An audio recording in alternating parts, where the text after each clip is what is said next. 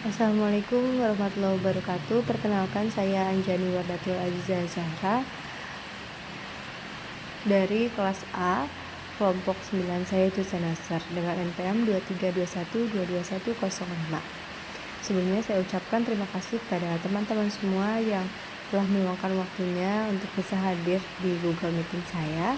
Di sini saya akan membuat video presentasi tentang pendidikan dengan judul materi meningkatkan kualitas pendidikan untuk masa depan yang lebih cerah.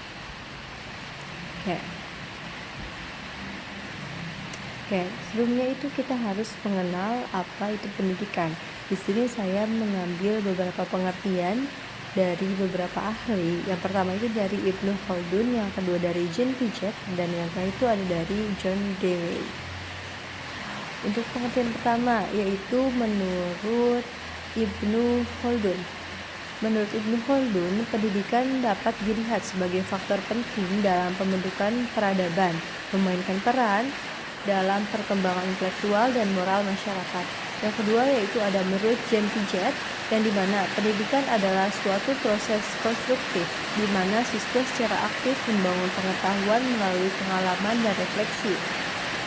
Yang ketiga ada dari John Dewey, yang dimana pendidikan adalah suatu bentuk pengalaman dan proses pendidikan harus berpusat pada kehidupan sehari-hari siswa. Next.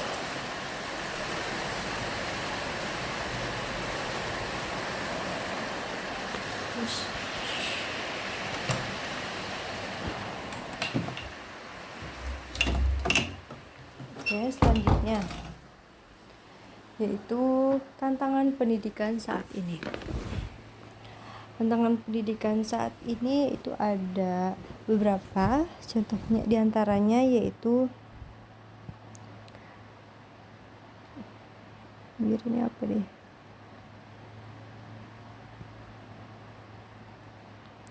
yang pertama itu ada perubahan kebutuhan kerja, lalu ada ketidaksetaraan dalam pendidikan, juga ada keterbatasan akses pendidikan. Oke. Yang pertama yaitu perubahan kebutuhan kerja. Di sini merujuk pada pergeseran atau evolusi dalam jenis keterampilan, pengetahuan, dan sifat pekerjaan yang diinginkan oleh pasar tenaga kerja. Selanjutnya yaitu ketidaksetaraan dalam pendidikan. Di sini merujuk pada adanya disparitas atau perbedaan perlakuan yang tidak adil dalam memberikan akses, kesempatan, dan hasil pendidikan antara kelompok atau individu. Dan selanjutnya yaitu ada keterbatasan akses pendidikan. Itu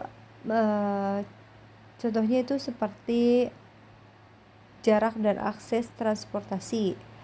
Ini itu bagi teman-teman kita yang berada di pedesaan ataupun di daerah yang terpencil. Lalu ada kurangnya infrastruktur. Kurangnya infrastruktur pendidikan di sekolah dan sarana pendukungnya itu dapat membuat akses pendidikan sulit di daerah tertentu. Lalu juga ada masalah biaya pendidikan. Karena pendidikan ini tidak sepenuhnya gratis, walaupun di sekolah negeri itu umumnya tidak membayar uang bulanan. Tapi pasti ada saja kebutuhan seperti pembelian buku, pembelian seragam, lalu alat tulis, dan itu merupakan salah satu beban atau faktor pendukung dari kurang majunya pendidikan di Indonesia. Lalu di Indonesia ini banyak sekali anak yang dipekerjakan walaupun masih belum cukup umur dan seharusnya mereka tuh masih mengenyam pendidikan, tapi karena susahnya keadaan ekonomi beberapa teman kita itu mengharuskan mereka untuk bekerja. Next. Oke, yang selanjutnya yaitu ada inovasi dalam pendidikan. Inovasi dalam pendidikan ini itu diantaranya seperti kolaborasi lembaga pendidikan dengan lembaga lain. Juga ada inovasi dalam model pembelajaran yang responsif, dan juga ada pemanfaatan teknologi dalam pembelajaran. Oke, untuk yang pertama yaitu kolaborasi antar lembaga pendidikan ini memiliki manfaat yang signifikan. Seperti yang pertama itu pertukaran sumber daya. Seperti sumber dayanya itu seperti contoh seperti buku, materi ajar, peralatan, fasilitas, dan juga meningkatkan aksesibilitas dan kualitas pembelajaran. Yang kedua yaitu manfaat yang kedua yaitu mengembangkan kurikulum bersama. Jadi antara lembaga pendidikan itu bisa saling mengevaluasi dan juga bisa saling menambah kekurangan di antara lembaga antara kurikulum yang mereka pakai, seperti itu. Contohnya seperti model pembelajaran kooperatif, di mana guru memfasilitasi siswa kelompok kecil untuk bekerja sama dalam menyelesaikan tugas ataupun proyek. Yang kedua ada pembelajaran berbasis proyek, yang dimana siswa terlibat dalam proyek nyata yang memerlukan penerapan pengetahuan dan juga keterampilan yang dapat mereka implementasikan dalam kehidupan sehari-hari. Lalu juga dapat dengan sosial media, karena kenyataannya sosial media seperti Instagram, Facebook, Twitter, dan yang lain-lain itu dapat memberikan pengetahuan bagi para siswa apabila digunakan dengan cara yang benar. Lalu selanjutnya itu ada penggunaan teknologi dalam pembelajaran. Penggunaan teknologi ini ada beberapa contohnya. Seperti yang pertama itu pembelajaran daring. Pembelajaran daring ini menggunakan platform digital seperti ini pada saat menggunakan Google Meet ataupun Zoom Meeting. Lalu ada pun penggunaan aplikasi edukasi seperti Quizizz, Brainly, Ruang Guru, Zenius, dan juga lain-lain. Ada penggunaan sosial media dalam pendidikan, karena kenyataannya sosial media seperti sosial media seperti Twitter, Facebook, Instagram itu dapat memberikan pendidikan juga pembelajaran bagi siswa apabila digunakan dengan benar. Next, selanjutnya ada peran guru dalam pendidikan. Peran guru dalam pendidikan itu mencakup beberapa hal. Yang pertama itu mencakup profesionalisme guru, lalu ada pengembangan keterampilan guru, selanjutnya ada hubungan guru dengan siswa yang positif. Untuk profesionalisme guru ini merujuk pada perilaku dan sikap guru yang mencerminkan tingkat dedikasi, tanggung jawab, etika, dan komitmen terhadap tugas. Lalu ada pengembangan keterampilan guru. Di sini guru itu harus berpartisipasi dalam berkembangnya zaman. Dengan cara apa guru dapat ini? Guru dapat berpartisipasi dalam pelatihan, workshop, kursus, ataupun program pengembangan profesional lainnya. Ya, walaupun sebenarnya ini tidak hanya mencakup teknologi saja, tapi juga mempelajari metode pengajaran yang terbaru dan juga mengasah keterampilan kepemimpinan dalam konteks pendidikan. Hubungan guru dan siswa yang positif itu seperti keterbukaan dan komunikasi, empati, pemberian dukungan, dan juga pemberian umpan balik konstruktif. Next, Selanjutnya itu ada keterlibatan orang tua dan masyarakat. Selain tenaga pendidik atau guru, orang tua dan juga masyarakat itu mempunyai peran serta yang penting dalam memajukan pendidikan. Seperti peran orang tua yaitu keterlibatan aktif di rumah. Karena selain di sekolah, siswa dan siswi itu juga harus belajar di rumah. Orang tua dapat membantu memberikan lingkungan belajar yang kondusif di rumah, menyediakan waktu dan tempat yang tenang untuk belajar.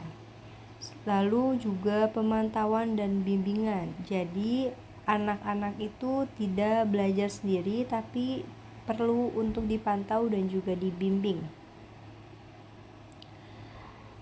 Untuk peran masyarakat di sini, masyarakat itu harus bekerja sama dengan sekolah. Dalam hal apa? Seperti program dan magang pelatihan.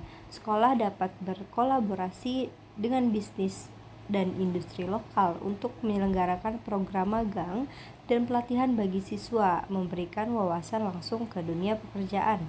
Seperti ada mitra yang dimana biasanya selalu ada di sekolah menengah kejurusan. Lalu bisa juga dengan sumber daya dan fasilitasi bersama. Masyarakat ini dapat menyumbangkan sumber daya dan fasilitas yang mendukung pembelajaran seperti ruang komunitas, perpustakaan umum, dan laboratorium. Selanjutnya yaitu ada tantangan di masa depan. Karena zaman terus berjalan, pasti ada saja 1-2 tantangan yang akan dihadapi para siswa. Apa saja kemungkinan perubahan atau tantangan yang akan dihadapi para siswa di masa yang akan mendatang? Yang pertama itu ada kurikulum yang dinamis. Karena zaman semakin berkembang, zaman terus berjalan, pengembangan kurikulum yang menekankan keterampilan abad ke-21 seperti pemecahan masalah, kreativitas, kritis berpikir dan kerjasama untuk membantu siswa beradaptasi dengan perubahan yang cepat. Lalu juga pendidikan karakter. Yang pertama yaitu persiapan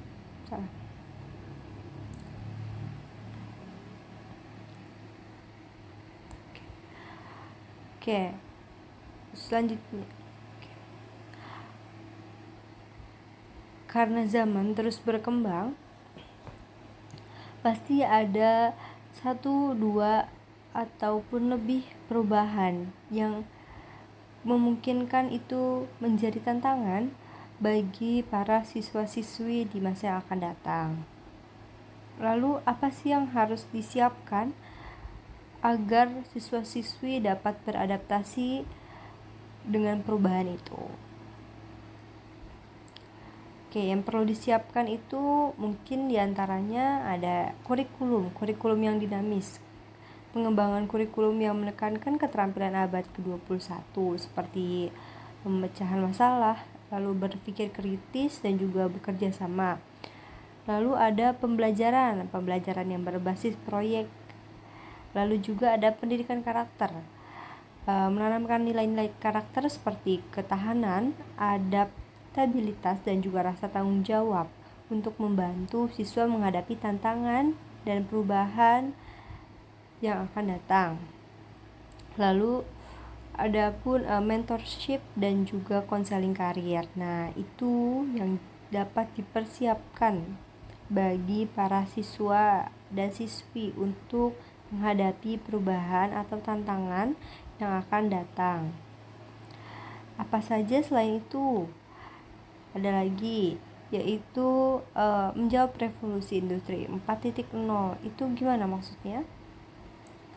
Yang dimaksud itu seperti integrasi teknologi dalam pembelajaran. Jadi siswa dan siswi ini jangan sampai buta teknologi, jangan sampai gaptek, Karena apa? Kembali lagi, zaman itu terus berjalan, zaman itu terus berkembang dengan berbagai macam perubahan yang ada seperti itu.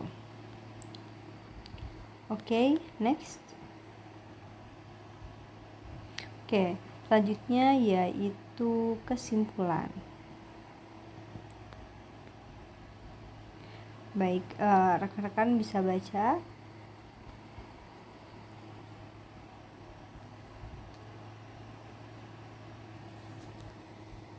Di sini saya membuka 3 pertanyaan saja. Baik, kepada yang ingin bertanya dipersilakan. Oke, terima kasih sudah Bagaimana pendidikan dapat membantu siswa menghadapi teknologi mutakhir seperti yang terjadi dalam revolusi industri 4.0? Pertanyaan pertama, saya langsung menjawab saja. Mengapa? Oke, saya langsung menjawab saja. Caranya yaitu dengan meningkatkan keterampilan teknologi siswa, karena ini memungkinkan siswa beradaptasi dengan perubahan dunia kerja yang semakin terotomatisasi dan juga terkoneksi dengan mereka, sehingga mereka lebih siap untuk tuntutan pekerjaan yang memanfaatkan teknologi modern. Baik, seperti itu. Itu yang bisa saya jawab. Saya ingin bertanya, bagaimana strategi pembelajaran berbasis proyek dapat membantu siswa dalam menghadapi perubahan cepat di dunia saat ini? Itu saja, terima kasih. Saya jawab ya.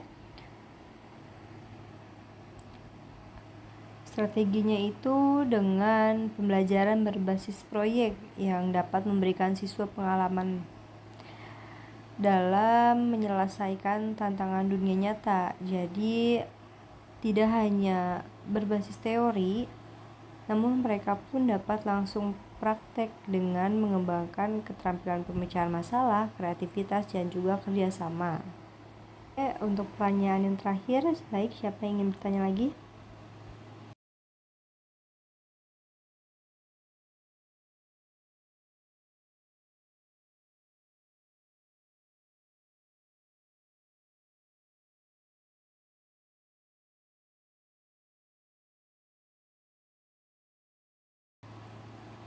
Oke, terima kasih. Izin menjawab. Caranya yaitu dengan mengintegrasikan teknologi dalam pembelajaran, seperti memberikan bimbingan terkait penggunaan alat digital dan menciptakan kesempatan bagi siswa untuk mengaplikasikan keterampilan tersebut dalam konteks praktis. Jadi tenaga pendidik pun tidak boleh atau jangan sampai buta teknologi seperti itu.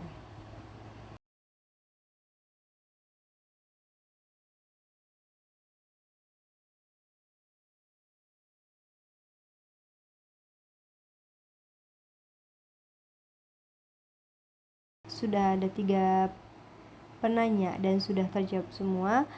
Mungkin saya akan akhiri pertemuan kali ini.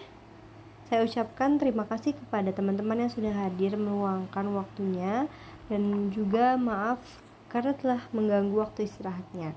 Baik, saya undur diri. Wassalamualaikum warahmatullahi wabarakatuh.